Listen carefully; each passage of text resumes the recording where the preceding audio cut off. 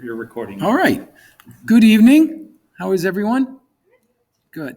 All right. So maybe you heard me. I'm going to do my best. I'm going to probably look uncomfortable because I'm not used to not moving around, but we're actually recording this, so it's going to be weird for me to just kind of stay stationary. So I'll apologize ahead of time. So thank you for coming. Hopefully, you guys can take something away from this regarding the college process and what you have to look forward to.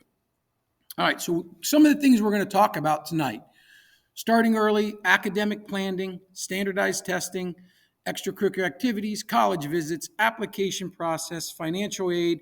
At the end, if you're interested, I'll talk about some National Honor Society stuff and then SCORE. Have any of you been on SCORE yet as parents? Okay, all of your children have access to SCORE. It's a program that we offer to all of our students. It's very, very important that you encourage your children to become familiar with SCORE for a variety of reasons, which I'll cover later. It is a wonderful program that, again, we provide for all of our students. It's multifaceted. It offers all kinds of really awesome things for your children. So please encourage them to utilize it. Almost all of them are introduced to it in FinLit if they take it as a freshman.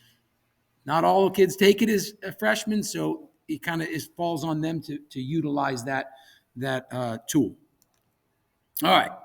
So what are we supposed to be doing? Okay. So we have sophomores and juniors in here, correct? Okay. So what are we supposed to be doing? All right. So for juniors, couple of things from a checklist standpoint. Okay. Big thing, I'm a huge advocate of these, is college fairs. Okay. You have an opportunity to go to a college fair, do it. It's a great opportunity for the obvious reasons, and that is, getting out and seeing what's out there. Okay, because we have a huge college fair here in the fall. We've had upwards of 200 and something plus schools. Last year was a little bit smaller. I think we had 100 and I want to say like 180 last year, which is a lot of schools, right? Other than, I hate to say this, other than our standards, right? Rutgers, TCNJ, Penn State, Delaware, JMU, Virginia Tech. Those are the common ones that our students apply to. But to get there and see how many other opportunities are actually out there is a really, really great thing for your child. The other thing you have to remember about college fairs is this: most, not all, but a lot of the times, the individuals that come to our college fairs are the representatives that will probably be seeing your child's applications first. Okay. They are typically the people, not always, but typically the people that are responsible for this region of New Jersey. So they come out here. So they're the ones that are going to see your child's applications first. So I always tell the kids when we talk to them, you want to make a good first impression on these people. You want to give them a reason to remember you, so that when they get to your application, they say, hey, I remember this kid from North Hunterdon. Man, I really like this kid. Right? They were personable. They had a good personality. They were articulate. They asked great questions. So college fairs are always a great opportunity for you and your child to make a good impression on something. Take the PSATs. We offer them here in October.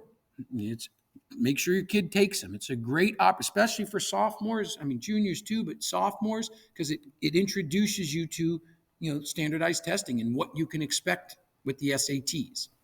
Obviously, it's an abbreviated version, but it's very similar to what they can expect when they do take the SAT. All right, study. I mean, this is kind of goes without being said. You need to maintain your grades. If your child is looking to go to college, grades are important, right? So they want to maintain high marks, selecting challenging courses that they can expect, and this is very, very important, that they can expect to do reasonably well in. Okay.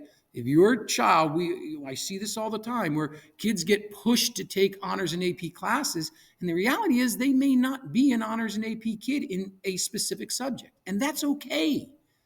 Believe me when I tell you that is okay, right? So if I have a student, I'll use myself for an example, right? I wasn't a math person. right? I excelled in everything else, but math just wasn't my forte.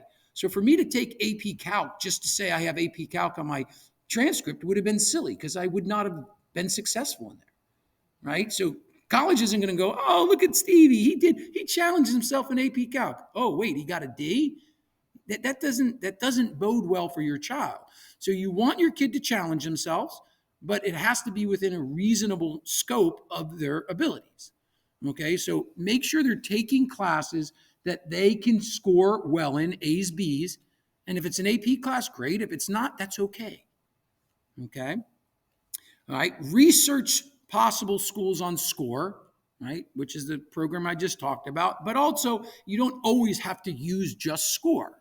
You have a plethora of opportunity out there with the internet the way it is today to explore colleges, not just through SCORE, but a lot of different venues, whether it's College Board, whether it's in other independent sites, or the school's website themselves. So if your child finds a school that they're interested in, you can go on that school's website and find out a plethora of information. So encourage your kid to do that, to explore things, and they shouldn't be looking at a school just because mom or dad went there or brother or sister went there. They need to find their own niche. And again, we'll talk about all this later. Develop a college resume. If you're going to apply through Common App, which a large percentage of our kids do, you want to have a resume together because you're going to have to put in there, a resume or a list of activities that they've done while in high school. So it's good to start getting that together now. Right? Preparation is key. All right. An SAT prep plan, if your son or daughter is not comfortable or they're worried about the SATs, get a prep plan together. Whether they're going to do it on their own. Some kids are that motivated, right? College Board offers all kinds of practice tests, all kinds of opportunities for your kid to really sit down at a computer and figure out what the test is all about. Or if you want to spend the money, there are many opportunities out there to take prep courses. We even offer them here for free, right? I forget who does them, but we have a math and an English one that meets after school. I want to say 2 or 3 sessions a year where they can go in. It's first come, first serve. They go, they sit. Teacher goes over things with them. Kind of works on the ins and outs of taking the SAT, whether it's math or English related. Registering for the SAT or ACT. Right? You got to go on, whether you go on collegeboard.com or .org, or if you go to the ACT.org, you have to register for them, create an account, register. This is identifying possible major. Key word there. Oh, my son burnt it out. I knew he was going to do that. He was playing with my thing. And, there it goes. Key word there is possible. Okay, it doesn't. Because your kid is unsure what they're doing at 15, 16, 17 years old, that's okay. I know we as parents, I'm a parent, I get it. We put this pressure, you got to make a decision. The reality is, and I forget the last figure I saw was from a few years ago, but 82% of college students will change their major 2.3 times before they graduate. Wrap your brain around that. 82%. Now, this is 4 or 5 years ago when I read the article. I would actually argue it's probably even higher now, but it's okay, right? It's okay for them to be unsure. The key is to figure out a variety of different areas that they can see themselves pursuing as a career and formulate their class selection around that possibility or those possibilities. Refine your target college list. Okay, you should start to refine. And again, I'm going to sound horrible here. When I have students that apply to 25 or 30 schools, that is ridiculous to me. I don't know why. Maybe I'm just too old school. I applied. Some of you probably right around the same time as me, 30 years ago. We had a handful of schools, right? I don't understand the logic of applying to 25, 30 schools. That's not only is it extremely costly, but I don't know. To me, that's saying that you didn't do your homework, right? You didn't put the time in to narrow down. That's just way too many schools. If you do your homework, you should be able to narrow it down. I personally say 5 to 7, maybe 7 to 10. But to go over that, I mean, if you really honestly have a kid that is unsure, fine, but I would not go over 10. That's just my opinion. So you're looking at realistic colleges, right? You're looking at reasonable colleges, and you're looking at reach colleges. All right. So in a realistic college, or what we used to call, a target or a safety school, you exceed what their requirements are.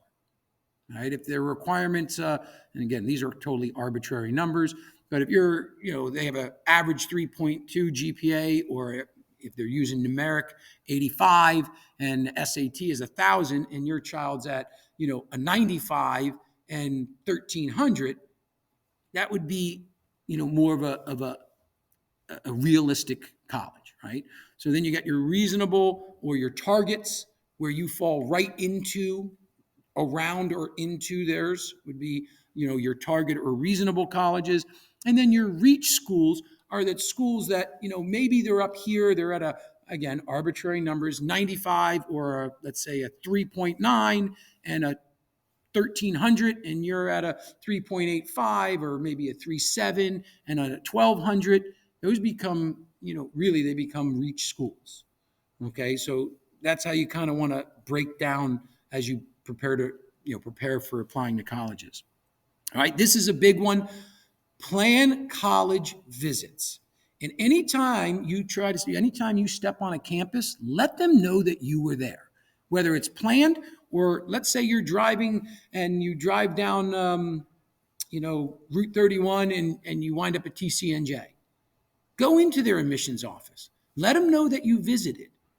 Right? Let's say you have another kid and you're out or down in Florida, I don't know, on vacation. Stop in. Let them know that you were there, right? Because if you live 3,000 miles away or 1,500 miles away and you visit that school once or twice, it says to them, oh man, this kid must really be interested if they're going to come all the way from New Jersey to see our school.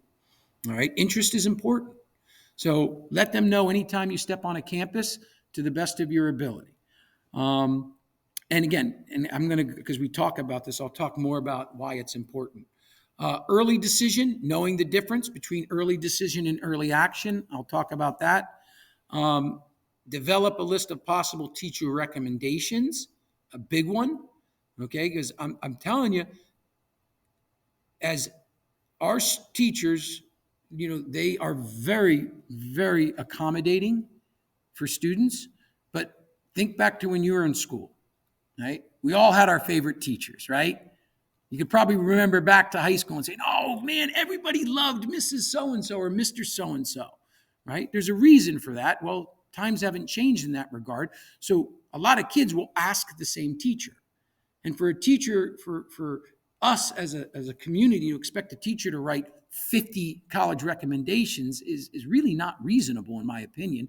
So make sure your kids ask early and make sure that they get to them and say, will you do it? Because there are teachers here that put a cap on what they will write or how many they will write. Because remember, they're doing that on their own time. It's not part of their job description.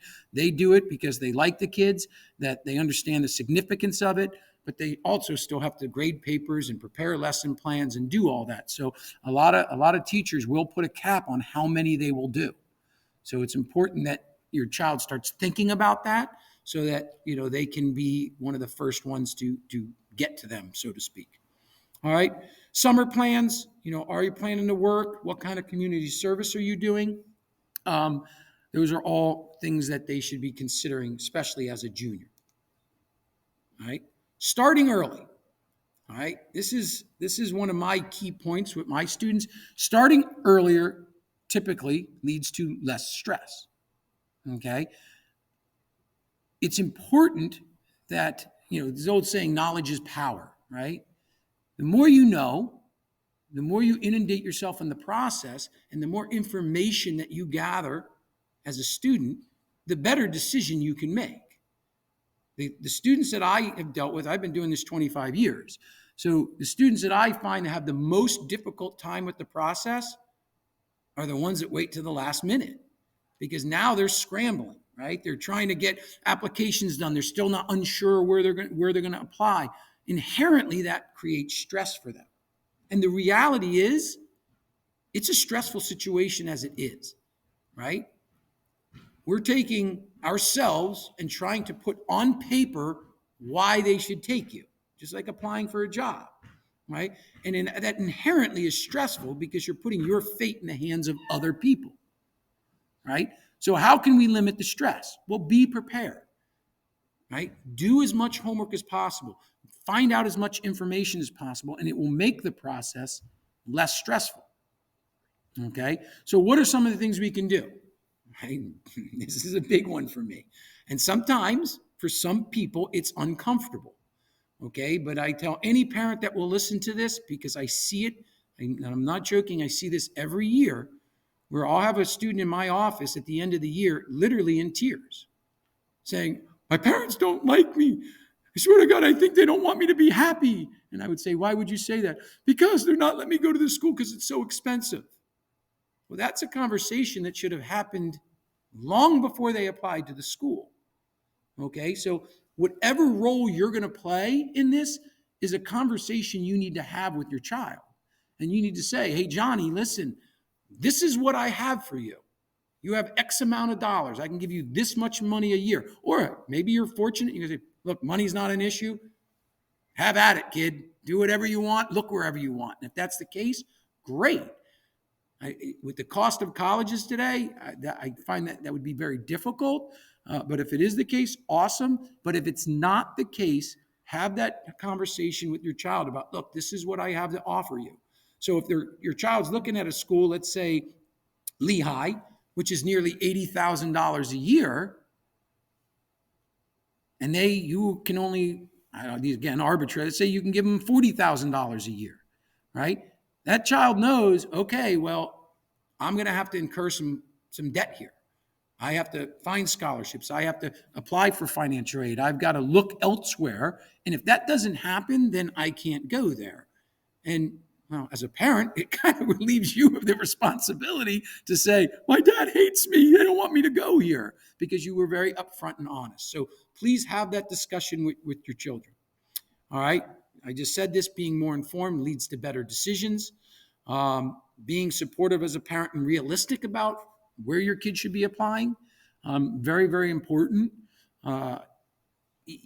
This is another huge, your child should be taking the lead. Not you, okay? And I hear this all the time from parents. Well, if I don't do it, then it's not going to happen. If I don't do it, they're not going to get this done. Well, then maybe they shouldn't be going to college.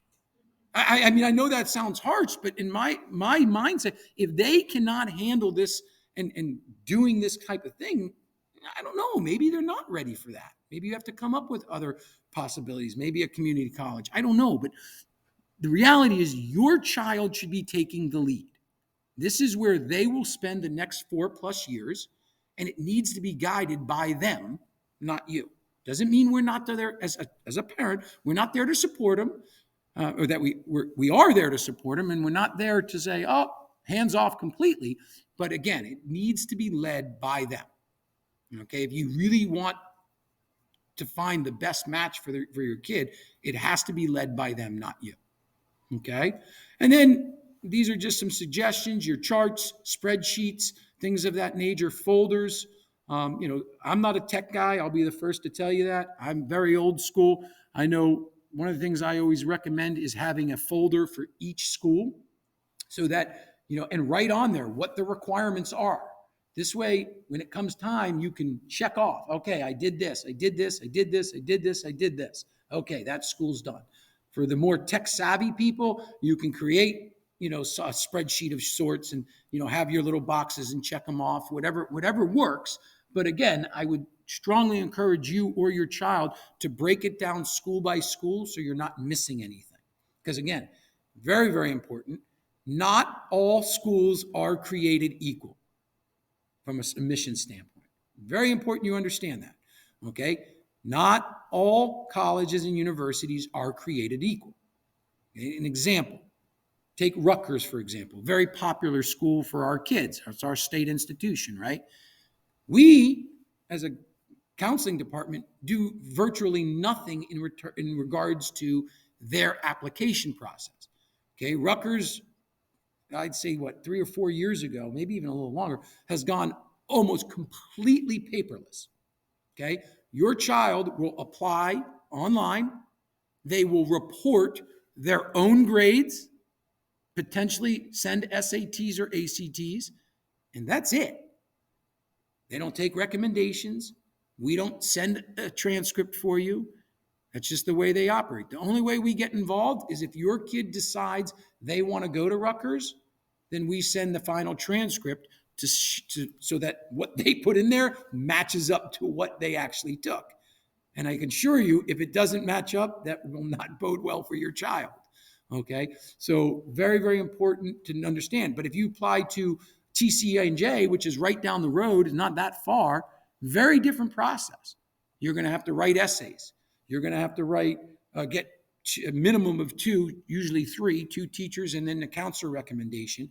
You're going to have potentially SAT or ACTs. So it's very different. So it's important that you know exactly what each school requires of your child when applying.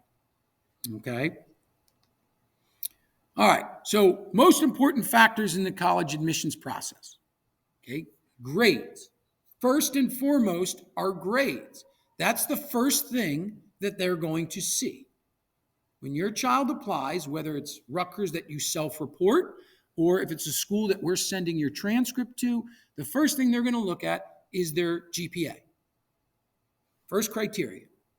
Okay. And then they will look at your strength of curriculum. Okay.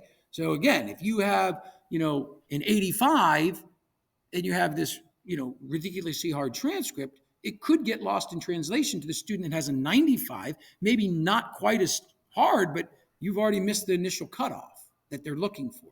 So GPA is always the first thing they're going to look at, and then they will break it down from, a strength standpoint, from extracurricular and all the other things that go into it. All right, and we'll kind of touch on that later. All right, so what is SCORE? And I know I'm talking fast. I'm sorry, but I don't want to keep you here all night. So if I'm going too fast, please just stop me at any time. All right, so what is SCORE that I've been mentioning?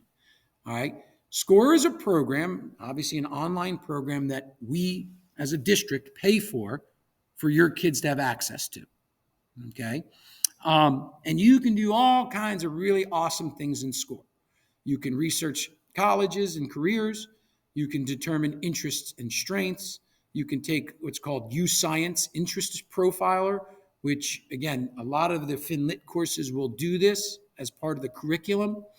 You can develop a resume, and I don't know what that is at the bottom, but you can explore job opportunities or job outlooks. All right, it'll break jobs down by state to tell you what you could expect to make in this state versus that state. It is really, I can't say enough. And again, I have to preface this by saying I'm not a technology guy, but this program is awesome. It is such an awesome opportunity. Thank you, sir.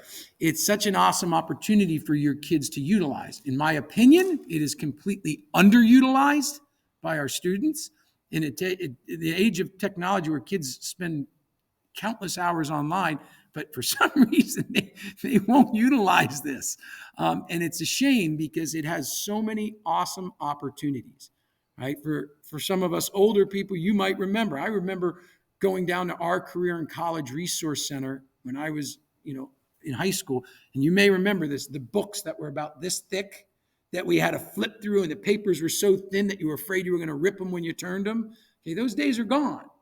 You have tools like this for our kids, and it's such an awesome opportunity for them to do these things and get 10 times more information and up-to-date information versus some of those books that were 4, 5, 6 years old.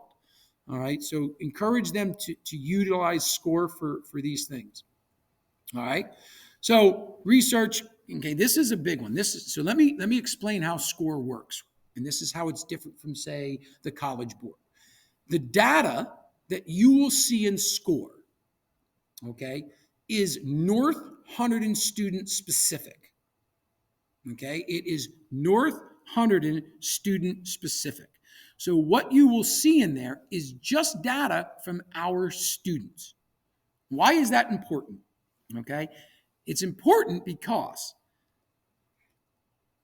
you guys are fortunate that you live in this area, and North Hunterdon has a great reputation, and we offer a strong curriculum, and our students tend to do very, very well. Okay, so you may have a son or daughter who performed well, and by national standards, they fit right into a certain college. Okay, and again, arbitrary numbers, but let's say I have a student that has a 90 GPA, a 1200 on their SATs, and I'm looking at, I don't know, TCNJ, let's just say, and I fit right into their categories. And I'm like, oh man, this is a great opportunity for me. Okay. But then I go into SCORE, and again, I will show you this later, and I go to the scattergram, which is maybe my favorite thing about the whole program.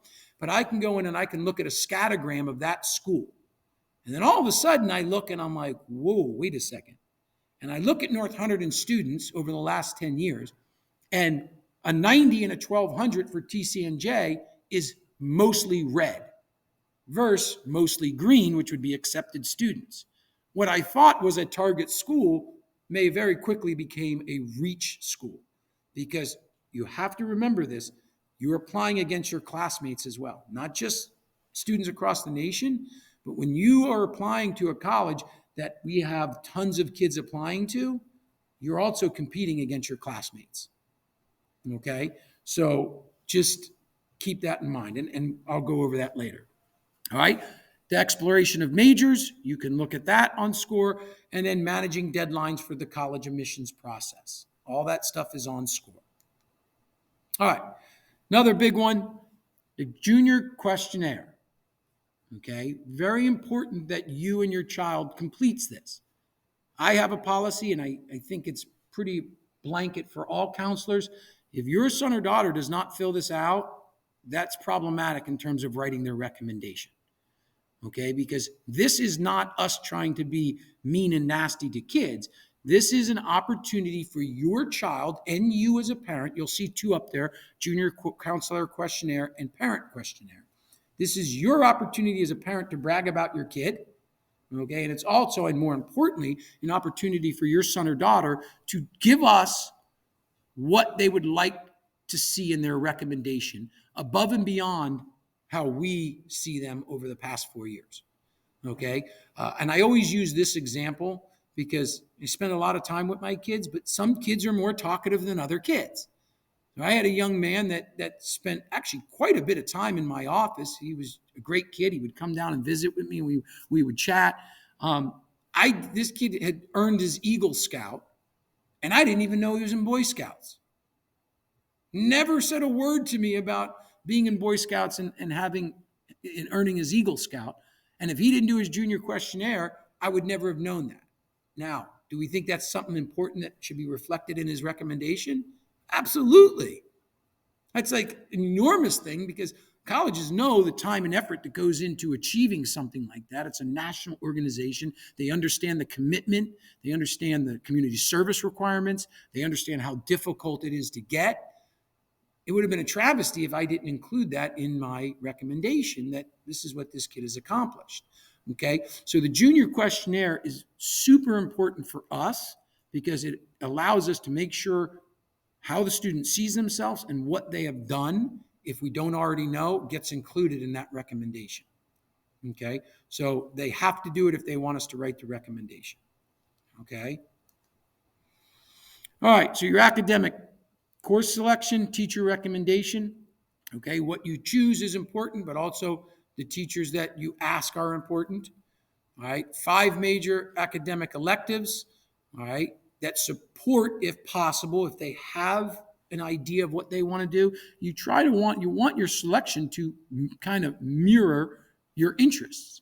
So if I want to go into accounting, I should have taken business courses here, an accounting class or a finance class. Or if I want to go into medicine, I should be taking biology, certainly, obviously, maybe an advanced biology or some of the other things, organic chem, or some of the other electives that we have. Very, very important. Okay.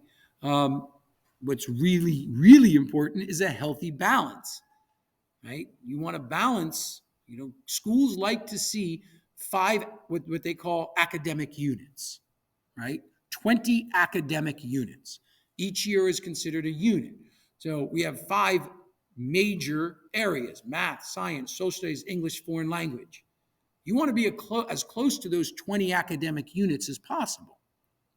Okay, so schools will count up how many academics units do they have. Oh, they only have 14. Wow, that's like the minimum. Or, oh wow, man, this student has 22 academic units, which means they've went above and beyond what is what the requirements would be. So you want to have a healthy balance, but also challenge yourself. And then, of course, the academic rigor we talked about. Okay, you should never have your kids sacrifice high performance for level. I know, I get it. I hear it all. Well, if my kid, I just had a parent say, well, my kid doesn't take an honors class or an AP class, they're not going to get into college. Yeah, that's not true. I don't know where that idea came from, but that's simply not true. It's just not. I don't know how else to say that. You want to take the most rigorous schedule that you can take without sacrificing performance. Okay, whatever that is. And every kid's different. We all know that. The most academically rigorous schedule, but still perform at a very high level. That's the most important thing. Okay, and then upward trajectory. So, if a student didn't come in all honors, maybe they came in advanced. All right, they want to see think of a staircase, right? So maybe they came in all advanced, but as they got more and more comfortable, maybe as a sophomore they took an honors course. Okay, and then as a junior, as they get more comfortable and their confidence grows, maybe they take 2 honors or maybe an honors and an AP. And then as a senior, maybe a few more, whatever. Okay, that's what they want to see. They want to see progression and maturity as a student. Okay. All right, standardized testing. This is very hard for us in counseling to really guide, in my opinion, because COVID has changed a lot. We all know that. Okay. So it's changed an awful, awful lot. The last I heard, a good percentage of schools are remaining test optional, right? It used to be the vast, vast majority of schools required you to either submit an ACT or SAT score. Well, that's not, the last couple of years, that's not been the case at all. Most schools weren't even looking for those, and then some made it test optional that if you liked your scores and you wanted us to see them, you can send them. I've had emails from schools saying they're remaining test optional for 2025. I've had other emails from schools saying we're remaining no tests. I was telling Mr. Scorsha and my boss over there, I just did a survey for Oregon State because they reached out to us to say, what did we think? Because they've been test optional for the last 3 years. And they said, they were asking us as professionals, do you think we should stay this way or not stay this way? How did your kids respond to it? And there's pros and cons, but you have to make sure that your child is doing their homework to see, are they test optional or do they require a test? And that's really, and it's so across the, all haywire, you really have to make sure that you do your part. I do encourage, even if most of your schools are test optional or not at all, I still encourage students to take it. I think it's an important experience for 16, 17-year-old kids to take, especially if they're thinking of secondary education after, or like an advanced degree, whatever that is, because you're going to, have to take the GREs. They're not avoiding that. If you want to go to grad school, you're going to have to take the GREs. If you want to go to law school, you're going to have to take the LSATs. If you want to go to med school, you're going to have to take the MCATs. So it's important, in my opinion, for them to get experience with a standardized test of that nature. So I do think it's important for kids to take, regardless of what their schools are requiring, because I think it's a good experience for them to see what it's all about. Okay. So how do you do that? You guys would have to go on and create an account in College Board. Now, This has been a very big problem. I wouldn't say a very big problem, but it's been a problem. Do not allow your kids to use their North Hunterdon account, email account, as their account, okay? Because if they decide to transfer, they will not be able to access it anymore. Because when they graduate, that account gets shut down, and then they'll try to log on, and they won't be able to get on anymore. So if they want to use, a common app from when they applied or look at stuff, they will not be able to access any of that because the account doesn't exist because your email doesn't exist anymore. So have them use something other than their school account. Here's an example. I just had a kid that was here, applied to schools, but they transferred. Father got transferred. They moved to South Carolina, and he emailed me in a panic because he has no idea if he's getting accepted because he can't access his account. And it was a disaster because then I had to go to tech. It was not fun. So you have to make sure you don't use your school account because once that gets closed, if they do decide to transfer something, they won't have access to it anymore. So use a non-North Hunterdon account when you do that. All right, junior year, certainly take the PSATs in the fall, your ACT or SAT in the spring. I do see more and more people taking the SAT earlier. This is just my opinion. You'll get 7 different opinions, probably from 7 different counselors. I don't like that idea. That's just my opinion. I think taking it earlier than the spring of your junior year, I don't really know what you gain because you don't want to take it 6 times. That's not a good idea. So taking it early, I'm not sure where the benefit is because there's still things that you're going to be learning in your English class and in your math classes that will benefit you on the SAT. So taking it earlier than that, again, I'm not criticizing anyone. This is just a personal opinion. I don't know what the gain is, where you're benefiting from taking it earlier than just having an opportunity to take it more times. And I don't know, that just doesn't make a whole lot of sense to me. That's just me. So I think that fall for PSAT, spring of your junior year for your SAT or ACT. We offer it here at North in May and in June, and then Voorhees August. In Voorhees, or is it here? August is here? Voorhees is March and August. Oh, we don't offer? And Voorhees is March and August. Okay, and then October, yeah. And then we offer it again in October. So again, this is just me. The test can be stressful enough as it is. I think it's advantageous for our students to take it here, right? Anytime we can reduce stress is a positive thing because stress wreaks havoc on our brain, right? So when you're in a familiar area, someplace that you know, it's inherently less stressful, right? But sometimes we push to take it earlier, and then we wind up going to Hunterdon Central, for example. That's ginormous, right? And kids get there and they're like looking around. They don't know anybody. Where am I going? And then they get lost. And then what happens? The pressure starts ratcheting up. And how can we expect a kid to think straight when they're all stressed out about just trying to figure out where they got to go, right? So I've always been an advocate of taking it here at their home school or even Voorhees, what they're familiar with. That's just my opinion. You can take that or leave it. From a psychological perspective. All right. Then practice. Anytime you can practice, it's a good thing. Like I said, you can go on College Board. They have all kinds of practice tests there. You can even time yourself so you can get used to what it means to finish within a certain amount of time. So practice. Okay. And then, of course, we talked about test optional. All right. SAT versus ACT, very, very common question. I can't answer that for you. That really comes down to your child, right? They are different. They have become more similar. They used to be I wouldn't say very different, but they had a different approach. The SAT has kind of come more in line to the way ACT does things. But that's really up to your kid. Both websites have practice tests. I would encourage you to have your child go onto their websites and take these practice tests. And they will more than likely see the difference and figure out which one they're more comfortable with. Okay, they do mock grading so you can see where you're being more successful versus the other, if there even is a difference. So that's what I would suggest is do your homework in terms of figuring out what fits you as a student better.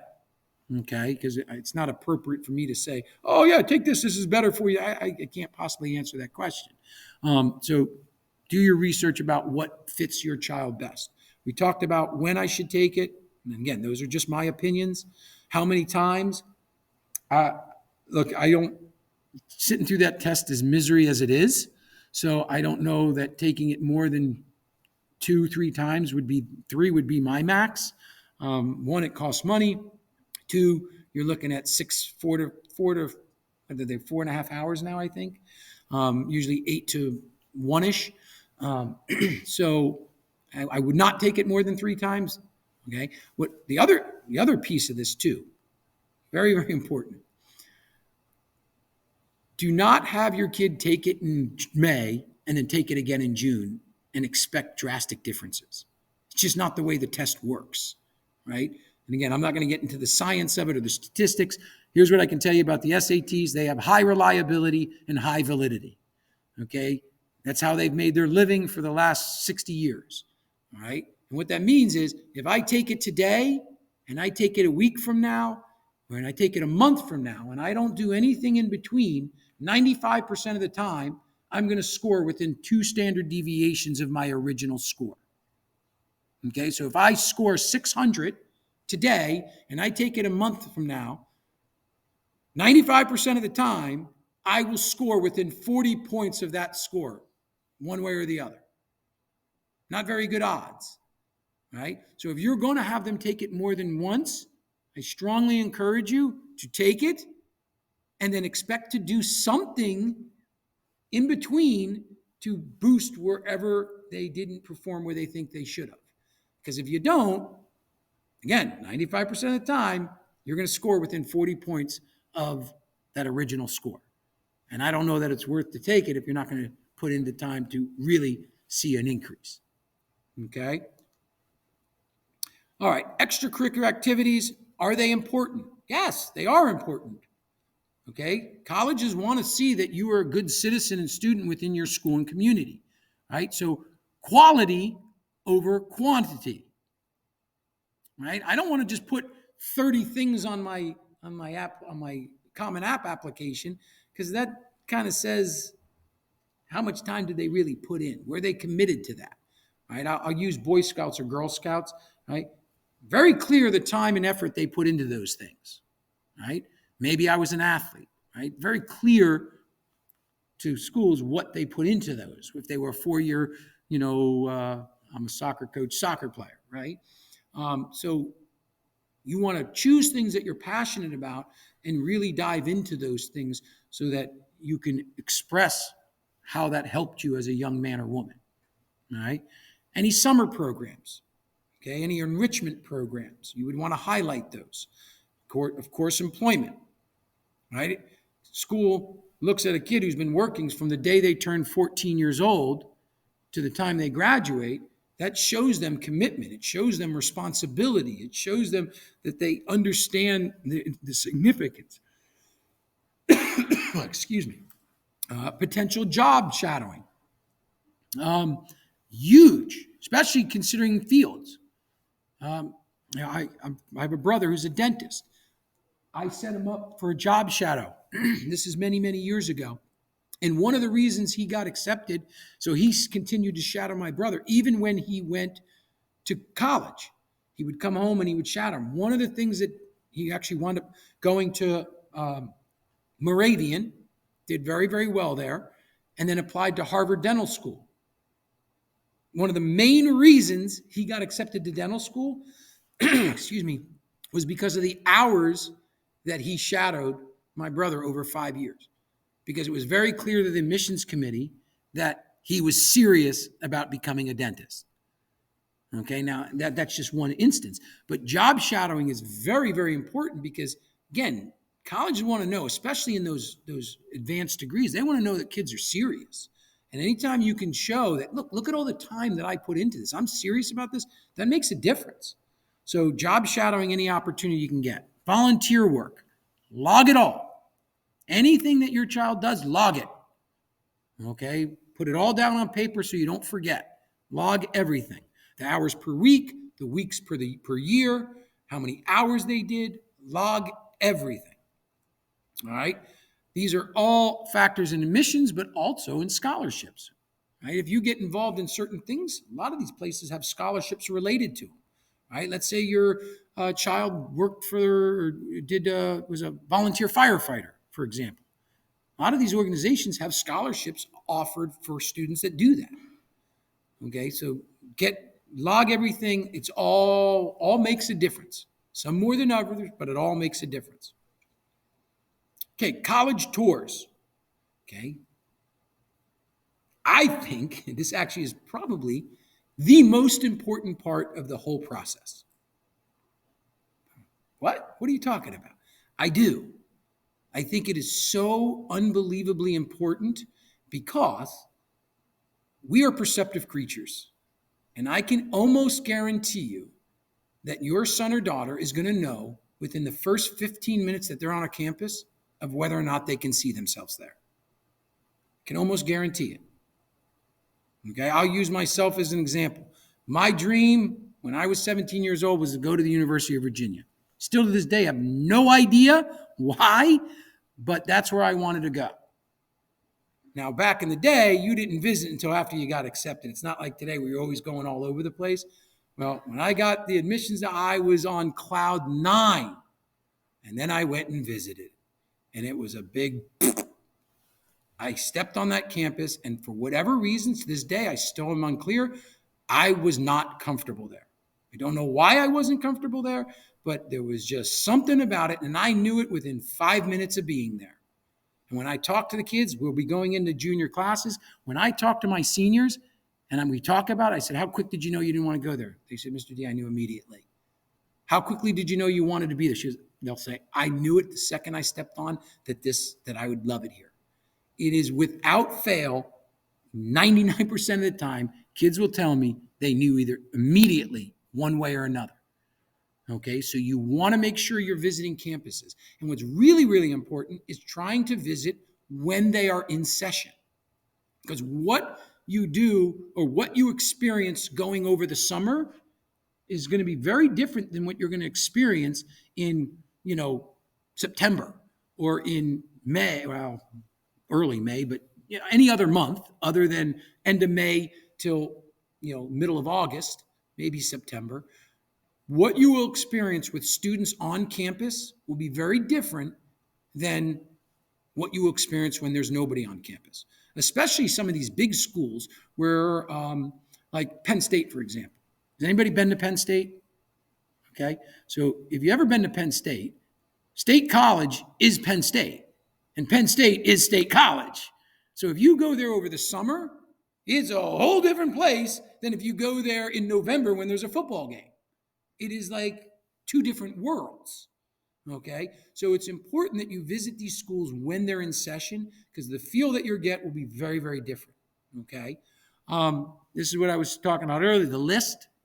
Again, and I don't mean to insult anybody, but 20, 25, 30 schools is I don't think that's the route you want to go because, again, it's not cheap either, okay? So 7 to 12 schools is a healthy list, okay? Make sure that you represent realistic and probable schools all the way up to your reach schools, okay? And you and your child have to be realistic about that, okay? If I have a 85 average, all my colleges shouldn't be Ivy League colleges because the probability of not getting in is very, very high. Not because your child's not a wonderful person and a wonderful kid and a good student, but those schools, the admissions process is extremely, extremely competitive, and they're looking for certain things. And, if you don't meet that, you don't want all your schools to be up here.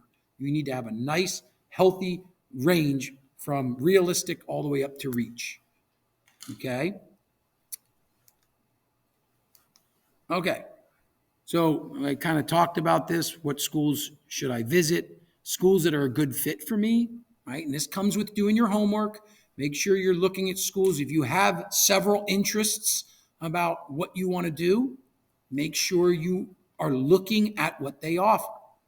I always tell this story too because I think it's important. I had a student of mine who wanted to go to not Ohio State, Ohio University. Okay. This is many years ago, but her parents went there. She was originally from Ohio, loved the school. Okay. But she always also wanted to be a teacher. Great. Sounds like a great idea, right?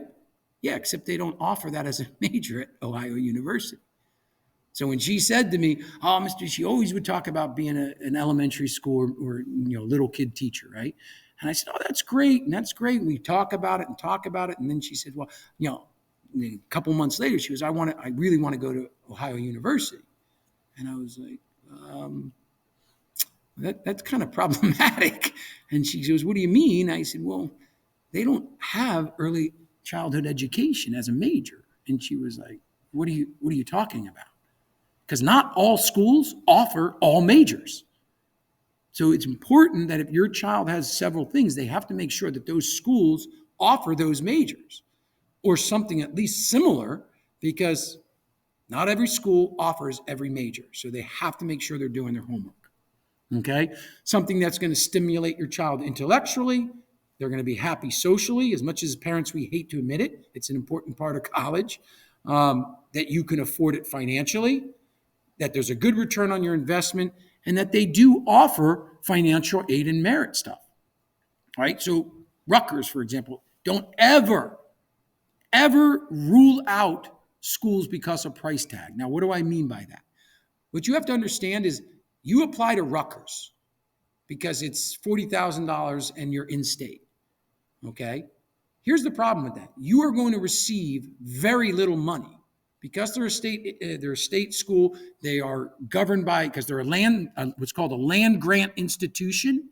How they disperse their money is very tightly monitored. So you're only going to be, I think, and correct me if I'm wrong, I think the max now is like $8,500. I think that a state school gives. It's somewhere in that. It's minimal, right? But I may look at Lehigh, that's $75,000, $80,000. But they may give me $40,000, $50,000 in aid because they're a private school and they're governed by a whole different set of rules. A whole different set of rules.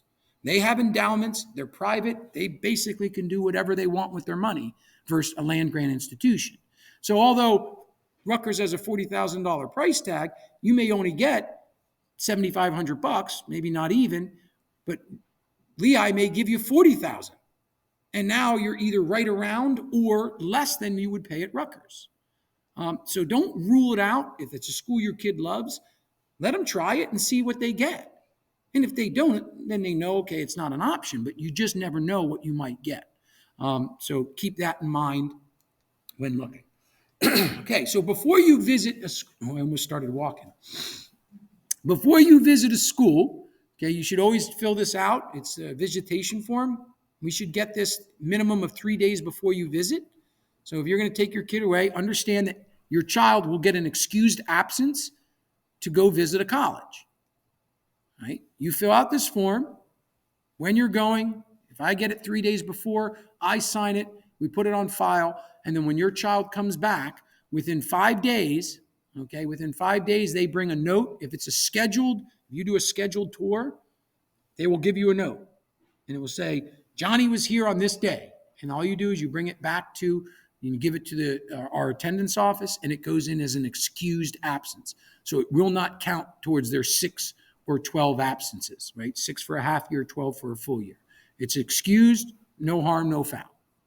Okay, but you got to go through the process. All right. We talked about this. Try to go when colleges or when schools are in session on your visits. All right. Registering for a tour is always important. All right. And this is kind of what I was talking about earlier. You want schools to know that you were there. Right? If I have student A and student B, let's just, again, for the sake of argument, let's say everything was identical. grades, SATs, involvement, right? And student A lives 600 miles away, and student B lives 60 miles away. Okay? Maybe student B has been there a half a dozen times, but has never registered as a visitor. And student A has been there twice and is registered twice. Well, who has shown more interest? Student A. So, look, the reality is college is a business. We want to try to they want to invest their money, so to speak, or what they have to offer in the best way they can. So logic would say this student lives 600 miles away and been here twice. This student lives 60 miles away and we have no registration of them ever being here. So maybe they're just applying because they live close. Okay? When I was on an admissions committee, I would have taken student A over student B any day of the week, just because I'm putting my money on the fact that they really want to be here. Okay? So always register. When you go on these tours, take a detour. If your student wants to go into the sciences, go visit their labs. See what kind of, resources they have. Are they up to date or are they ancient? Right? Go see what the classrooms look like. Right? Especially if you're looking at a big school. Let your child go and see that some of their classes are going to be in rooms like this. They're not going to be your cozy little 20, 25 person, especially as freshman and sophomore year when you're taking your core area classes. You're going to be in classrooms like this, in theater halls, right? Let them see that, see how they feel about that, right? What kind of rec hall do they have? Do they have good food? Don't they have good food? What are their dorms like, right? These are all things that, are important. We may not think it, but they're important. So get out there. Like I said, take detours, see what the school has to offer. All right. Check out their posters. What kind of events do they have? Right? Do they have live music? Do they have, theater presentations, whatever your kid likes? See if those things are offered on campus. Where do their interests lie? Do they offer those types of things for their student body? Okay. All right. Maybe, I don't know how many schools still do a school newspaper. I know that was popular when I was in school, but I don't know many people that do the newspapers. But if they do, grab it. See what it's all about. See what the students are writing about. Okay? See what kind of things are going on. All right? And then get a business card from a college admissions counselor. Right? Why is that important? Right? What do people tell us when we go on a job interview? Right? You go, I haven't been on one forever, but you go for a job interview. Right? You should always email the person, hey, thanks for meeting with me. I really enjoyed meeting with you, right? Show them that you're interested. Same thing. Find it, get a card of an admissions officer, and then reach out. I really enjoyed my tour today. It was really impressive. I loved the school, blah, blah, blah, blah, blah. Now you're starting to put a face to a name. Could make all the difference in the world down the road. So, and again, now you have a contact. Even if you know an answer to something, ask a question. Right? Get your name out there, get it circulating through the admissions process. It makes a difference. All right, application process. Yep, go ahead. So one good piece of advice some parents have shared, and I think it's great, and it was mentioned on an earlier slide. Photos, if you're doing multiple tours in a day, for the students, everything blends together, especially if you're doing like 3 schools. They can't remember which was on one campus and another. If you take pictures of the campus like sign and then take pictures of different things that they liked on the campus, they can go back then and review the pictures to remember, oh yeah, that was on this campus versus that campus, So that's a good way for them to really document which school connected to which memory that they have, especially a few weeks later when everything starts to blend together. Yep. All right, so the process itself, okay? Again, some of this is redundant, but so bear with me. Obviously, check the college requirements. I cannot stress that enough, okay? Check the college requirements. Okay, this is actually a big one. And again, I haven't seen it as much recently simply because a lot of schools over the last 2 or 3 years have been test optional, okay? But as that starts to fade, and it could fade by next year, at least more than it is now, you, or I should say them, as the student, if a school requires ACT or SATs, It is your responsibility to send them. We do not have your official scores. Okay, what we have, if we do, if your son or daughter didn't put North Hunterdon down as their high school, we will not even know what they got. Okay, so we wouldn't even have that data to send to schools. And even if we did, they're not going to count it because it's not official. You or your child has to send your scores from College Board or ACT, which means I have to log on or call them and say, send these scores to X school. And they charge you, I think it's up to $13 a school. Okay, unless they put the school on their registration, then they'll send them. But a lot of kids don't like to do that because they don't know if they want to send them yet. You have to send them. I just dealt this with a student last week. They came down panicked. Mr. D, they're saying they don't have my SAT scores. I'm like, well, did you send them? What do you mean?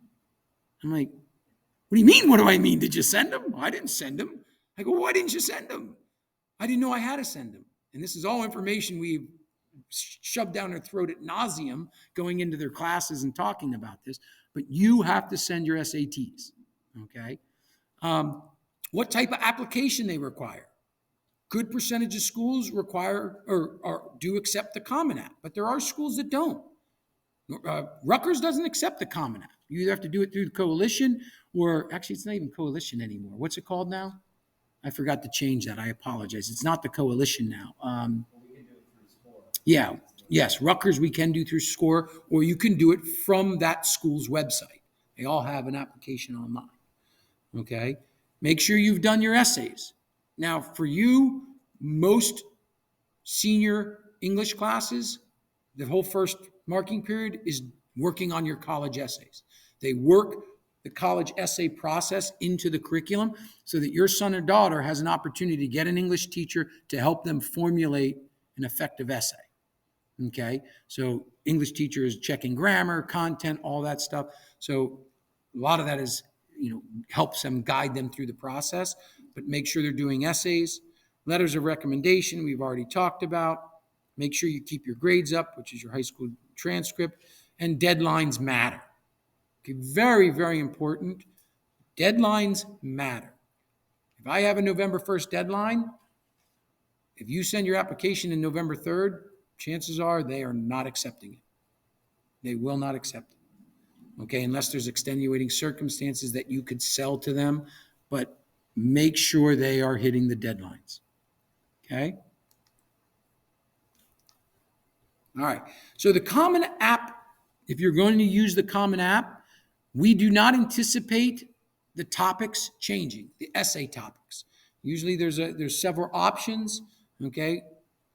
We have not been notified otherwise. They should remain the same. So whatever's on there now, if you went on Common App now and looked, it should be, we anticipate that being the same. I don't know 100%, but as far as we have heard, they're going to stay, the writing prompts are going to stay the same. Okay, so if your kid wanted to go on and see what kind of things they were asking them to write about, they can do that. All right, this is the transcript release form. Okay, understand this. I know it's probably hard to read up there, okay, but if your son or daughter is not 18 years old, okay, you have to give us permission to release their information. Okay, I can't just send anything out. It's your child. They're not 18. You're still responsible for them. So you would have to give us permission to release their information. Okay, if they're 18, they can sign for us to send their transcripts and whatever other related information. Okay, but we cannot release records without your signature or your son and daughters if they're 18. Okay, that's number one. Number two, again, you can see over here, you'll put the college name there, okay? If there's an address or if there's an email that they would prefer stuff sent to, you can do that. And then in these boxes right here, okay, I'll just go across. You got admissions type, okay, which is early decision, early action, regular, or rolling. Your submission method is, am I doing it through SCORE? Am I doing it through Common App? Or am I doing it through mail? All right. And then the application type is I'm using their website. I'm using Coalition doesn't exist anymore. I'm using Common App, whatever. And then the teacher recommendation. Okay, this is important. Okay, before your child turns this into us, they need to go see their recommenders, and they have to have their recommenders initial that they've uploaded their recommendation. Okay, why is that important?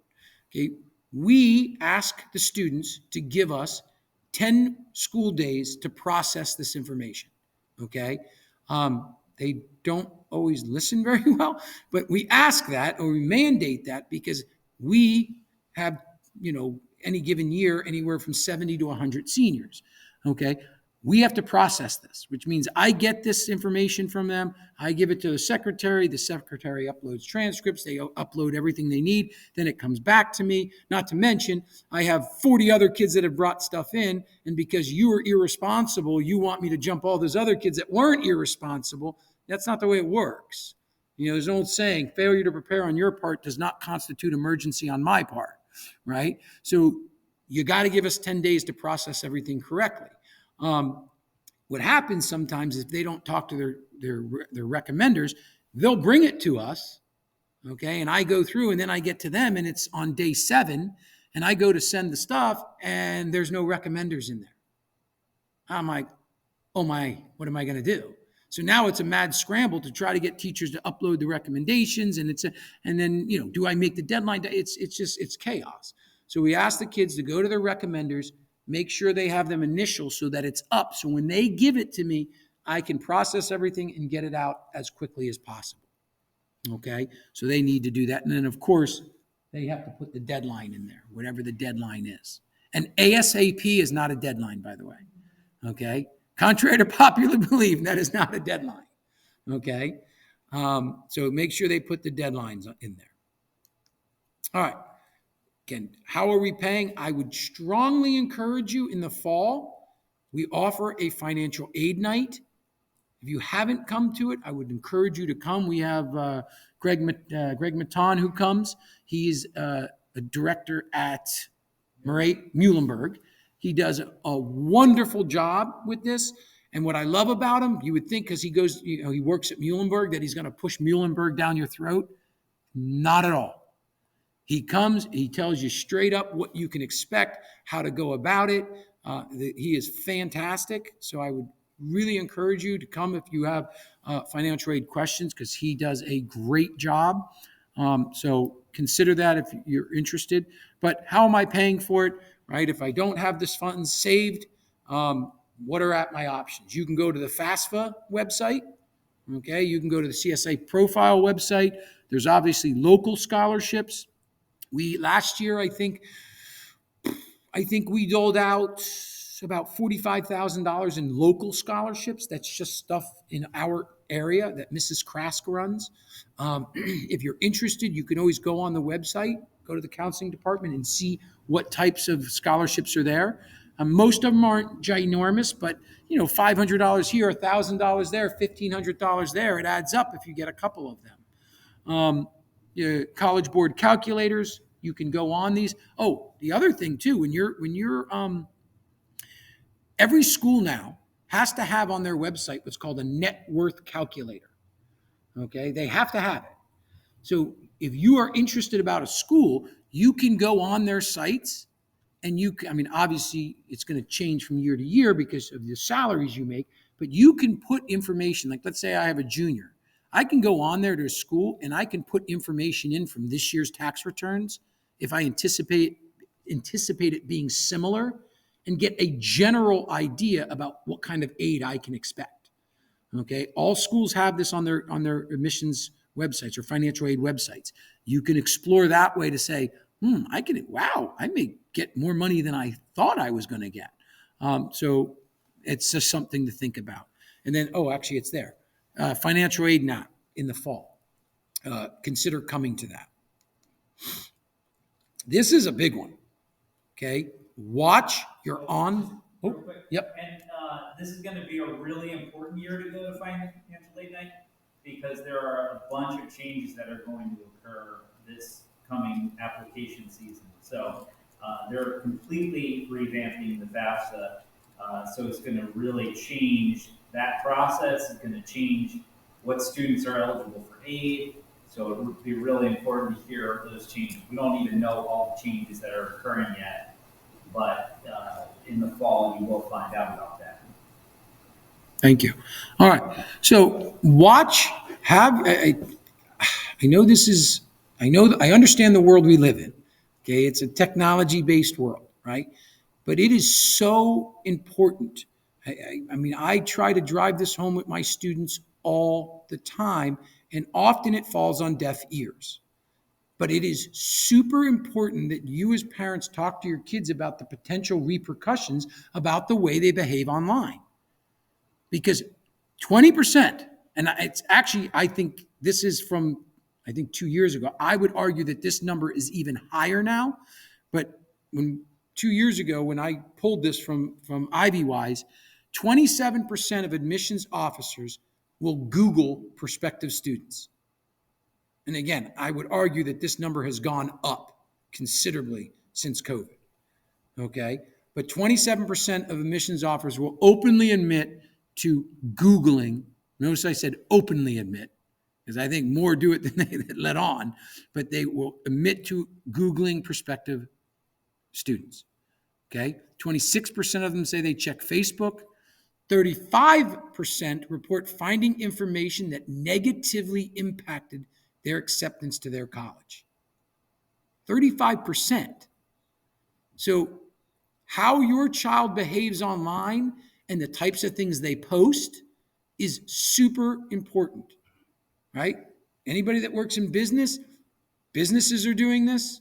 They will absolutely Google. I have a friend that works in, he's a big shot in some big corporation. There is an applicant that applies that they don't do that for. And he tells me some of the things that they see that immediately throws them out of the applicant pool for a job. So have that conversation with them that schools are looking at their social media sites. And the best is when they say, oh, well, I don't have the same tag as my name. They will find it. Trust me. Okay, so it's super important that they are watching, or they say, best is when they say, oh, I have a private account. Okay, well, it's great, but they still Google you and still see things that are on there that you have on your again, I'm not a tech guy. I've never even been on Facebook or any of that stuff, so I don't completely understand it, but I talk to enough admissions officers to know that they are finding kids. Okay, so detag yourself from any questionable photos or content, right? A 17-year-old that has a photo on their Facebook of them holding an alcoholic beverage, probably not a good idea, right? Not a good idea. So make sure they're not doing that. The grandparent test, if I wouldn't want my grandparent to see it, then don't put it online, all right? Post positive content that illustrates your strengths and your interests, okay? You want those social media things to be of interest, of your interest and your strengths, things that you have accomplished, okay? Things that you are proud of, but not questionable things. All right, so a closer look at first-year college students. Okay, this comes from what's called First-Year College Experience, the Harris Polls. Okay, this is old. Okay, the last time they put out the Harris Polls was 2015. Okay, and again, I'm going to tell you with 100% certainty that these numbers have even increased since COVID. I promise you that. Okay, so this is pre-COVID, the pre-COVID student. All right, 60% of first-year students wish they had more help being emotionally prepared for college. 60%. And again, that's admitted to it. So 60% of first-year college students said they wish they had more help being emotionally prepared for college. All right. 87% said more emphasis was placed on being ready academically versus emotionally.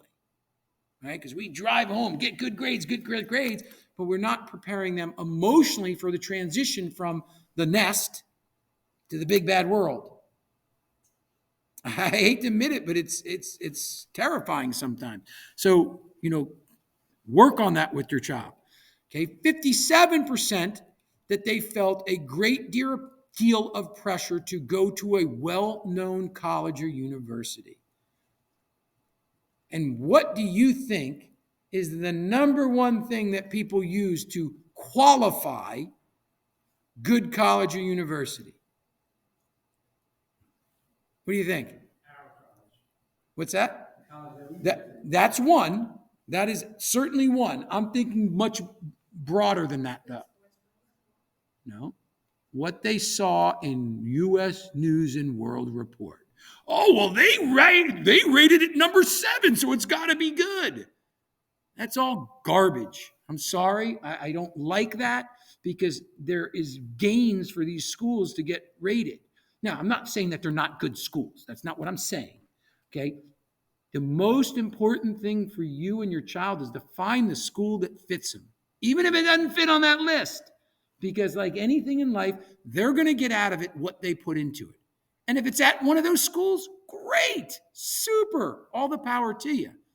Okay? But it has to be a school that your son or daughter feels comfortable about. If we want them to self-actualize, if we want them to meet their potential, then it has to be a place that they're comfortable with, a place they can see themselves at, a place that they like this. I love it here. That's when they're going to meet their full potential. Not at a school that they're like, I don't know, I went here because my parents wanted me to. Or my dad went here, so I had to go here. That should not be the reason they're choosing schools. Okay? So your objective as a parent to say to your child, find the school that fits you. Whatever that is. All right? If it's an accredited institution, they will get a good education. Because again, if you go to Harvard and you don't put the effort in, big deal.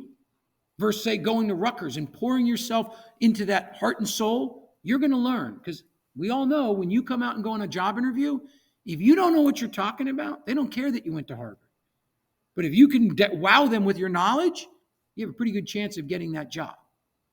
Again, referring to my same friend, when they interview people, he actually blacks out where they went to school. And I said, what? Why would you do that? He goes, I don't care where they went to school. He goes, I'm far too busy during the day to reteach these kids, these young kids coming out, what they need to know. I don't have that kind of time. So I don't care if they went to Harvard or Rutgers or Princeton or TCNJ. I need them to know what I need them to know. So I don't want the committee that's interviewing to be swayed by what that college says.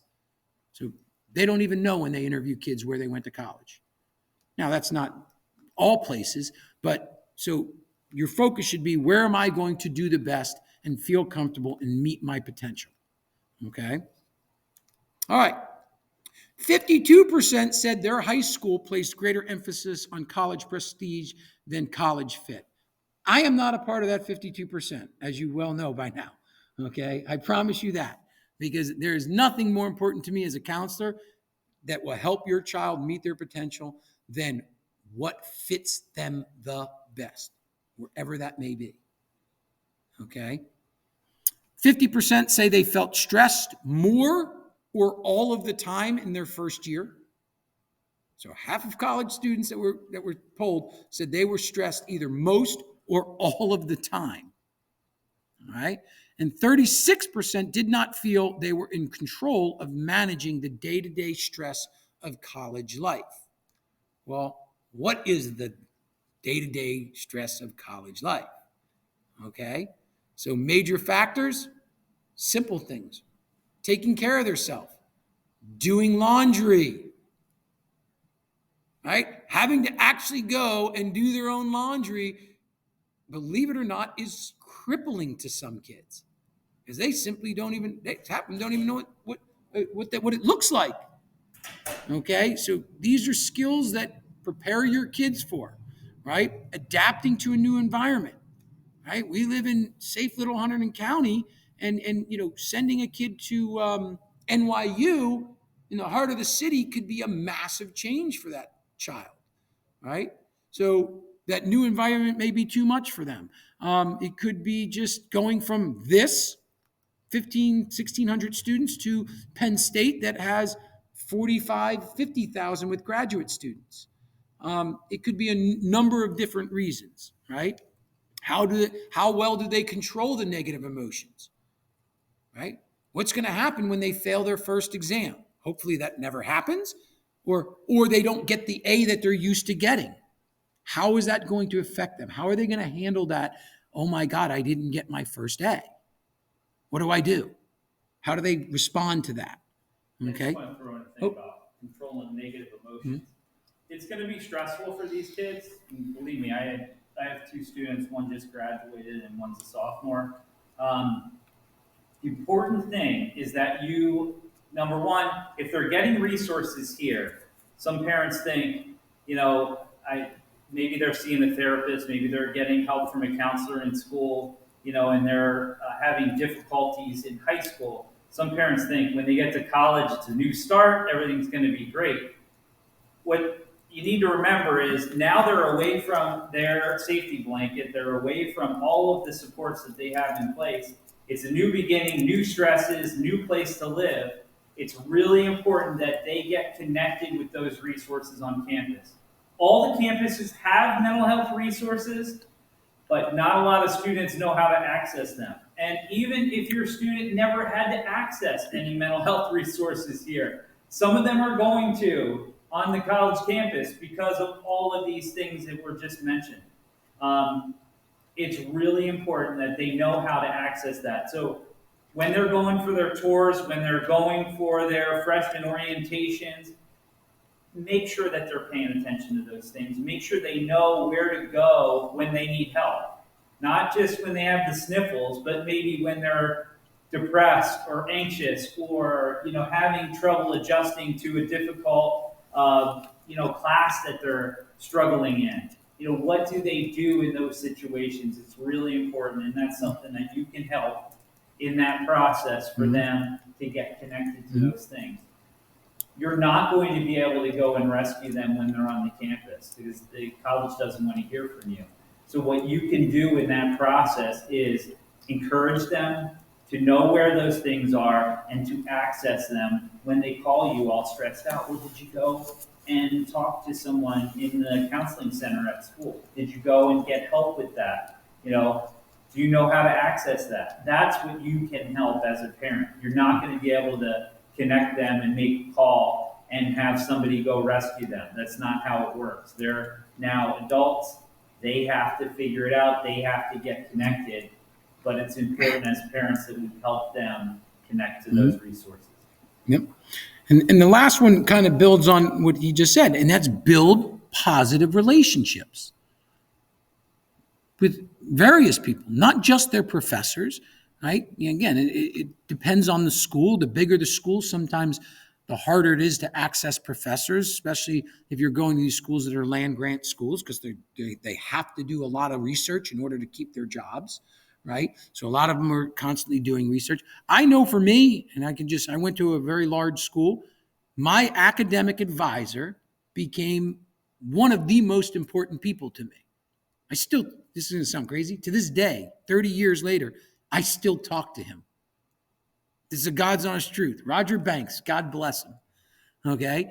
Because that guy became so important to me, coming from this little place, going to a school with 35,000 students in 1990, I was like, oh my. And I met him right out of the gates, and he was just such an important piece for me that first year of just kind of figuring out how things worked. He was always available for me. But your child has to be willing to reach out to those people, and it's an important skill for them to advocate and learn that. So build those positive relationships. Okay? So upcoming events, the college fair. Okay, there's one at Hunterdon Central in March. Okay, March 21st, which is a little over a month away. They usually put on quite a big spread, 6:30 to 8:30. Ours is September 20th here in the main gym. Financial aid night will be next fall. And then visit admissions counselors, any chance you get. And again, I cannot express how important these college fairs are. So a lot of times, if you can make that good first impression, these people, they are amazing what they remember. I swear to you, it is amazing. They will remember. If you make the right impression, they'll remember you. They'll be like, oh, Johnny Smith. Yeah, I remember that dude from North Hunter. Yeah, man, that guy he was a neat kid. I do. I remember him. I'm telling you, it's really these people are really, really, really interesting people. Now, the other opportunity that your son or daughter will have is Mr. Nisnik, who's another counselor. He organizes, him and Miss Fisher, our secretary, they organize schools to come to North, where your son or daughter, so let's say, uh, I don't any Penn State, okay? They will send a admissions counselor here, and kids can sign up through SCORE. They can go in, click, put their name on it, and they will meet with them in our conference room. So there may be one, or there may be, we put a limit on it, but, maybe 10. Or if there's too many kids, we'll send them over to the media center because we have the classrooms in there, and the person will talk to them. And that is the person almost invariably that will be seeing their applications for the first time. Okay. And this year, how many do we have come this year? We had quite a few. Yeah, we had 80 college representatives come during the school day. Okay, they come during the school day, and your son or daughter can just sign up and say, "Oh, I'm interested in this school," and they can get a much more intimate conversation and ask questions that maybe they forgot when they saw them at the college fair, and really have an opportunity to make an impression on them on a more intimate level. If they put those schools into their SCORE account as schools they're interested Yep. in, they will get notifications if there is a rep visit for those. Yep. Those, Yeah. admissions. And are they aware of that? Like certain times they're coming? Yeah, so the schools will set, they can go in and actually check the calendar, the students can, but the schools, when they sign up for, the reps have to go in and put their names into the calendar. When that happens for a school that your student has in their list, they're gonna get an email saying, so-and-so from Moravian is gonna be visiting on this date. Oh, Does that make sense? Okay. Again, this is redundant, but get to know them so they get to know you. That's why college fairs are important. This is when ours, the 20th. Okay. So, it was exhausting, right? All right. So here's what there's not many students here. There's a few. Here's what I would like to impart to the students here. And I talked to the juniors about this. Okay. Stay positive and ask for help. Right? That's number one. I know, and I get it. I've been doing this for decades, but stay positive. It can be a daunting task. We as parents, yes, we want to push them, but we also want to build them up. We want to make this as less stressful as we possibly can as parents. Okay. And I get it. Sometimes that's hard. I went through this with my own nephew. Nick, you got to start looking at school. Nick, come on, man. Nick, what do you do? Nick. Yeah. And it was like, and you want to rip your hair out because you're like, what are you doing? This is your future. Right. But we have to fight that urge to right. Because sometimes maybe they're not ready for it. Okay. Use the resources that are there for you, your students, us. Okay. SCORE, College Board has a ton of information. Our counseling website has a ton of information. I want to show you one other thing that one of our counselors does. But this is going to sound crazy to the students in here and parents. I also really want you to listen to this, but have fun with it. I know that sounds crazy, but have fun with it, right? And I tell my students, have you ever gone on vacation with your family? And they're like, well, yeah, I did. I said, okay, where'd you go? And they'll be like, Aruba or Europe. And I said, oh, okay. So like when you found out where you're going, and like if it was at a resort, did you ever go online and see what kind of cool things that they had to offer? And they're like, oh yeah, I helped we did that. I go, that's how I want you to approach this. I know that sounds crazy, but treat it as if you're going on a vacation, right? Have fun with it. Explore. This is potentially where you're going to spend the next 4 or more years of your life. Explore. See what kind of cool things they have to offer. And if you look at it that way, as opposed to, oh my God, I got to apply to colleges, then it won't be so bad. It won't be so daunting because now you're having fun, right? This is all about you. It's all about you. Explore, have fun, use the resources that are there, and I promise you, if you do your job, it will not be this big, bad, awful process that everyone makes it out to be. Okay? And again, we are here to help. Encourage your children to come. For those kids that are in here, utilize us. Okay? Come and see us. Ask questions. If we don't know an answer, we'll find it out for you. And again, parents kind of push them to come see us. Okay? All right. The counseling website, please utilize that. I know Mr. Robey, who manages our website, spends an awful lot of time on our website. Utilize it. Okay? Utilize it. And then, oh, wait, before I do this, Mike, hold on. There we go. Just two things I wanted to show you on our website. Okay? If you go to our website and you click on the counseling department, if you come down here, this is one thing that he actually, all week he's been working on this, is kind of cleaning up the website, kind of for a one-stop shop.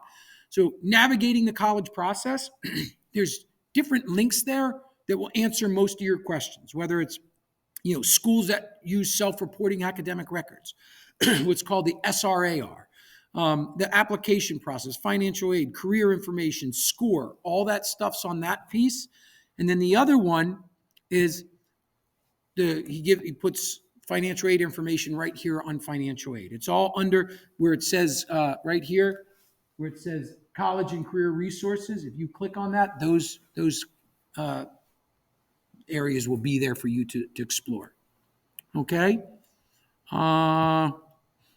Okay. Whoops. What did I do? How do I get it back open? Oh, it's going to start all the way at the beginning, isn't it? Oh, no, it didn't. Okay. So does anybody have any questions that I can attempt to answer? Yes. Yep, I'm going to do that next. Anything other than National Honor Society? Yeah.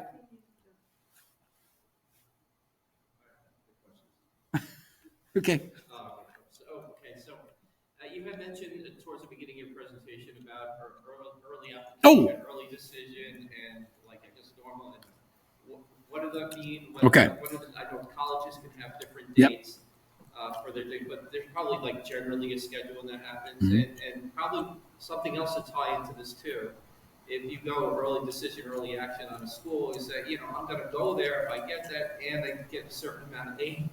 Will you know like what your aid is offered in the beginning? Okay, thank you, because I forgot to circle back to that question. So thank you very much. Yes. Okay, so the big thing is, what is the difference? Okay, what is the difference between early action and early decision? Okay, early decision is a legally binding contract. Okay, if your kid says, Dad, I want to go to Moravian College early decision, understand this. You as a parent and your child need to sign an agreement that says, if you accept me, I will come here. Okay? If you accept me, I am signing this contract saying I am attending your school. Okay? Early action is just an early read. So you're kind of going to get looked at before the masses, before the regular decision.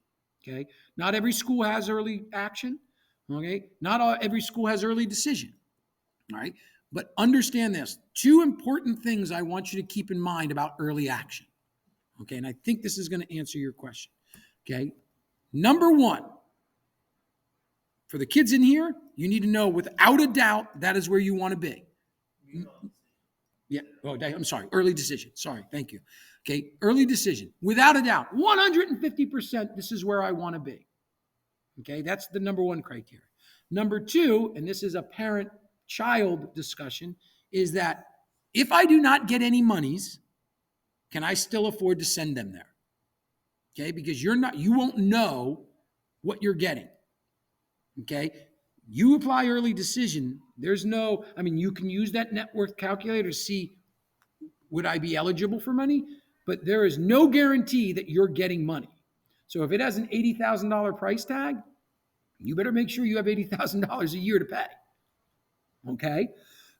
So those are the two very important criteria. Now, the likelihood is you probably will, but you don't know. Okay. Another option for that, Mhm. good strategy too for financial aid. If financial aid is something that's important and how much is out of pocket cost for that, and the student's considering ED, one thing you can ask for is an early read from the financial aid office. Not all of them will do it, but it is something. You can use the net price calculators and it can get you close, but if you really want something more confirming, you can contact the financial aid office and say, my child is interested in applying early decision. Is there any chance we can have an early read for our financial aid? And they can look at your tax documents and collect information and possibly give you an idea of what range that financial aid package would be in. Some schools will do it, some schools won't. But if you ask, just asking, it's worth asking. Well, that's even useful to even know that you can even do this. Yeah. Yep. All right. Did that answer your question? It did, All yes. right. But again, Just started talking about like the schedules, I guess, So- deadlines for early decision Yep. or action, or even earlier Yep. than normal deadlines. So- Want that to- So the schedule, and again, there's a wide range of possibilities. Okay. Typically, early action and early decision is just what it says. It's early, right? So I'm dealing with a student right now. School actually has an early decision one, which was in November, an early action, which was like November 15th. They actually had an early decision two, which just passed last week. Right? So, and then there's schools that don't have it at all. There's schools that have a rolling, which means it's first come, first serve. You just apply when you apply, and they just continue to offer admissions until they meet their max. And then you go on the wait list. Okay. So, and again, every school is different. I have the earliest that I have seen really is October 15th. That's super early, usually November 1st, November 15th, sometimes December. It can be a wide range, and that's why it's so important that your kids are doing their homework, because they may think, oh, I don't need to worry about it. Next thing you know, the deadline's right on top of them. Because I have seen in 25 years, I've seen that date move up further. I mean, it never used to be, or way back when, you never saw a deadline before January 1st. And every year, and that was even rare. But it's moving up more and more and more. I think part of it's you're getting more and more kids that are applying, and they're understaffed. I hate to say this, but admissions officers are terribly understaffed. And now they're getting 40, 50, 60,000 applications. Well, if they wait till February, how can they possibly go through them all to offer a decision by May when you have to decide? And even better yet, some kids will apply and they'll say, we'll let you know by, if it's a November 1st, you'll have an answer by December 15th. And then other schools, they don't tell you anything until the springtime. So everybody's different. And then that's what makes this very challenging for us, because there's no set criteria about how they're going to do things. Okay, so I don't know if that answers your questions. Okay.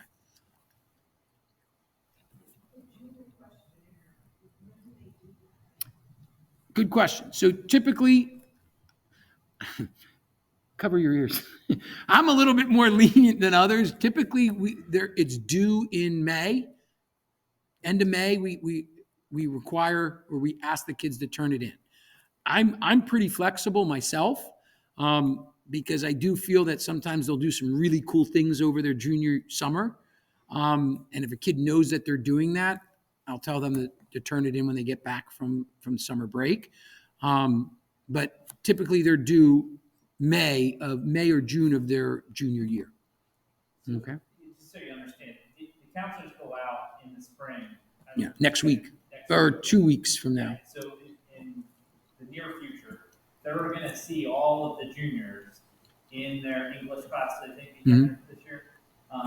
So they do that, they go through, and that's when we get a lot of the junior questionnaires right after those meetings that we have with all the English classes. And then we get another influx of the latecomers, because we do a senior training in the fall, right at the start of school, to go over the final process. And then the ones that didn't do anything over the summer, then they come in. But yeah, ultimately, we would like them to be handed in before the end of school, because because the counselors, some of them write their letters over the summer. It just makes it less stressful for the counselors. If they have all of that, they can plan them all out before the end of the school year. Yes. Yep. We have hard copies in our office, and they're also online. So if you go to the counseling, go to the school-related information, and you'll see it right there. Okay? You said to get the teacher recommendation requests out early. What does that mean? When should the child be asking for? I would say in the springtime. You don't want to do it too early per se, but I always say a great opportunity is to ask in the springtime. Another big question is this. I always get this. Well, who should they ask?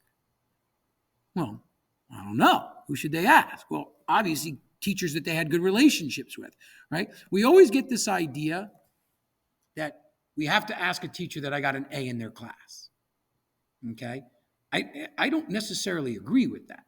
Having served on an admissions committee, some of the best recommendations I've ever read were from teachers that the student struggled in their class.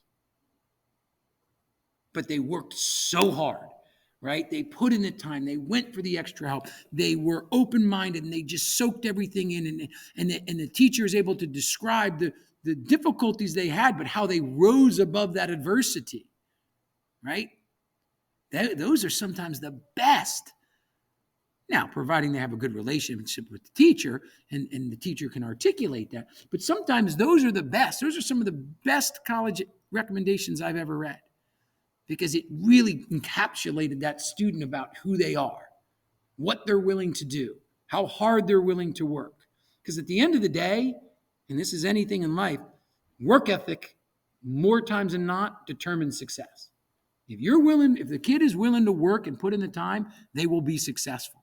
So I would say for your question, certainly end of the school year is always a good thing because a lot of teachers do like to try to get those done over the summer. So that's always a good option. If not, at the end of the year, certainly right when you get back from school. Okay, do not wait till November when you have a December 15th deadline because that puts, again, teachers in the throes of the school year, right? They're going through all this and trying to grade papers, and now they got to try to throw together an essay or a recommendation that reflects you. Chances are, I think that our staff are wonderful people and they will do their best, but inherently, how do they produce their best work when they're trying to do all these other things? I don't know, does that answer your question? Yep. I was trying to see if she should be doing it now or Yeah. in 2 months. Yeah. And that's another thing. When they go out and talk to them, a lot of the students then will go have those conversations. Yep. And I just want to throw in too, if they have a major in mind, like say they're going into a STEM field or something related to math and science, it does help, especially if they're applying to a specific school, like you're applying to the engineering program or something like that. It helps to have a teacher in that area, a math or science teacher, if they're applying to a STEM field, or if they're applying to an English program that's competitive, having an English teacher. You don't have to just have them, but it does help to have some support from that academic area. Okay. Any other questions? No? All right. So I'll just move on to this piece of it. Pretty short and sweet. Okay. So for National Honor Society, okay, for a student to be eligible to apply to the Honor Society, the National Honor Society, they must have maintained a 92 average over their first 2 years. So if they ended sophomore year with a 92 or higher, your child will be receiving both you and your child will be receiving a letter from me within the next few weeks. Okay? I will send that letter out and it says, "Dear student, you are eligible to apply to the National Honor Society." Okay? Based on your academic performance, you should be proud of that. However, there are other criteria that you must meet. Okay? And the other criteria are what you see right below you or right behind me. 100 hours minimum of community service, 100 hours minimum of extracurricular activities, and 50 hours of leadership minimum. Okay, your son or daughter will have to be able to express that in application form, which they do not get the application until they come to my meeting. Okay, I do not have that online. That's a very common question. And they're always, why do you not have it online? Well, because not every single student, I'm a selfish man. Okay, if I have it online, then I'm going to have kids that aren't eligible to applying, and it just makes my life more difficult. That's why I send a letter. I invite students to an interest meeting. They come, and if they're interested, I hand them the application. Okay, and in that application, they have to express or demonstrate these things. All right, understand this. Nothing prior to the start of freshman year counts. Okay, so it's from the start of their freshman year, August 23rd. I guess the junior class started, 2019, 2020? Okay, till the day they apply, which will be, they will have to have their applications in by the end of April. Okay, they'll get them in the beginning of March and beginning to mid-March, and then they'll be able to hand them in probably the end of April. Okay. Hours have to be independent of each other, right? So I can't, if I do one thing and I have 100 hours total, it's not 100, 150. You have to show a wide range. So for example, maybe I play a sport, right? Right there is going to take care of your extracurricular activities. One sport is approximately 165 hours, give or take. Okay, some a little bit more than others. Maybe I'm in the theater, right? Tons of hours in that. Right? Maybe I'm in the Interact Club. Okay, I cannot use those. I could split hours up, but I can't say let's take Special Olympics. That's a pretty popular thing. Okay, let's say I do a total of 100 hours with Special Olympics. Okay, and if I am in charge of a team, I could use that as leadership. Right? I can't say 100 hours leadership, 100 hours of service. That would imply that I did 200 hours. I could break it up and say 50 and 50, but I can't say 100 an hour because that implies that I did more hours than I did. Does that make sense? Okay. So they would have to differentiate if they wanted to use the same activity in different areas. Right? Let's say I'm a camp counselor over the summer, okay, where I'm not getting paid. That's service, but it also can be leadership. And let's say I did it for 2 summers. I could put one summer my sophomore year in leadership, the other summer in junior year as service. If I'm getting paid, do you think it can be service hours? No, not service hours. And please, if you're applying, babysitting is not leadership. It's not. I'm sorry, but it's not leadership. Okay? Leadership, probably the most common question I get is, well, what exactly is leadership? Okay? General rule of thumb for your child to wrap their brain around is this. Leadership is looked at as an opportunity for your kid to be in a position to delegate authority, to be a positive role model, to have to plan and execute something, okay, where it requires them to work with other individuals to come up with a plan and then implement that plan in something. So maybe you're an officer of a club, right? Maybe you're a camp counselor over the summer where you're responsible for 15 or 20 young kids that you have to make sure they get from this place to this place, and you're doing fun activities with them, and you have to plan that. Maybe you help either teach or you're assistant at a teaching CCD, right? Or maybe you teach or coach a youth sports team where you're responsible for those kids, right? You're making sure they're learning skills. You're making sure they're staying safe. All that stuff is leadership. Okay, does that make sense? Yes? Okay. Any other questions about that? Anything? Any questions about Honor Society? No? Okay. Any questions about anything else? No? Oh, yep. Some of the schools now that are test optional, is there a score you should be looking at? Is the below your test? Or could you hurt yourself by something? That's a good question. This is my opinion. If it's below what their average is, I would not submit it. Okay, I would not submit it. If it is equal to or higher than, certainly you can submit it. It won't hurt you. But if it's below what they have on their website as their average SAT, I would not. This is my opinion. If it's test optional, I don't think you gain anything by doing it. If you want to check the status of their test optional status, you can go to fairtest.org. It's on our website, and it'll tell you if they are test optional now, how long they're going to be test optional, or whatever. If there's zero test, some schools won't even accept test scores because they think that it discriminates against certain students, so they won't even accept test scores. So fairtest.org is where you're going to find that information. Okay. Any other questions? Okay. Well, I hope it was helpful for you. Certainly, like I said, just encourage your kids to have fun with it. I know that's crazy to say, but I think you'll be much happier as parents. Okay? Thank you all for coming. I appreciate it.